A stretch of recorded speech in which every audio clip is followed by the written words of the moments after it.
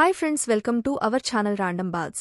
గత మూడేళ్లుగా పేలవ ప్రదర్శన చేస్తూ ఐపీఎల్ లీగ్ దశ నుంచే నిష్క్రమిస్తూ వచ్చిన సన్ రైజర్స్ హైదరాబాద్ 17వ ఎడిషన్లో దుమ్మురేపే ఆటతీరుతో ఫైనల్ చేరింది. శుక్రవారం రాజస్థాన్ రాయల్స్తో జరిగిన మ్యాచులో 36 పరుగుల తేడాతో గెలుపొందింది. ముఖ్యంగా ఈ మ్యాచులో ఎస్ఆర్హెచ్ విజయం సాధించడంలో షాబాజ్ అహ్మద్ కీలక పాత్ర పోషించాడు.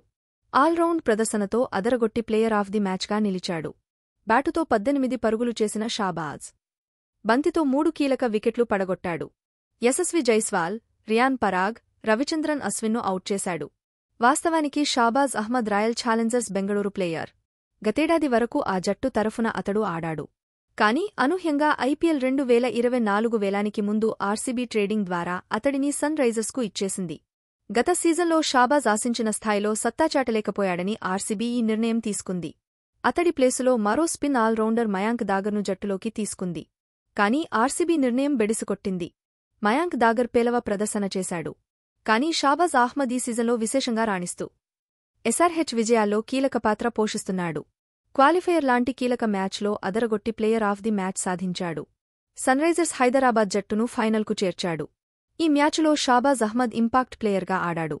భారీ ఇంపాక్ట్ చూపించాడు.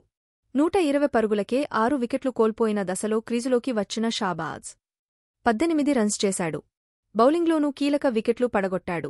అయితే రాజస్థాన్తో జరిగిన క్వాలిఫైయర్ మ్యాచులో షాబాజ్ను ఆడించాలనే నిర్ణయం కోచ్ డానియల్ వెటోరిదేనని కెప్టెన్ ప్యాట్ కమిన్స్ వెల్లడించాడు.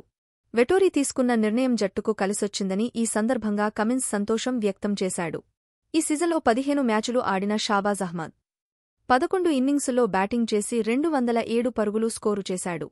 ఓ మ్యాచులో 59 పరుగులు చేసి నాటౌట్గా నిలిచాడు. ఇక బౌలింగ్లోనూ 6 వికెట్లు తీశాడు. ముఖ్యంగా క్వాలిఫైయర్లో 3 వికెట్లతో ప్లేయర్ ఆఫ్ ది మ్యాచ్గా నిలిచాడు. ఐపీఎల్ 2024 ఫైనల్ మ్యాచ్ ఆదివారం చెన్నైలోని చెపాక్ వేదికగా జరగనుంది. రాత్రి 7:30 గంటలకు ఈ మ్యాచ్ జరగనుంది. క్వాలిఫైయర్లో తలపడ్డ Kolkata Knight Riders Sunrisers Hyderabad జట్ల మధ్య ఈ మ్యాచ్ జరగనుంది.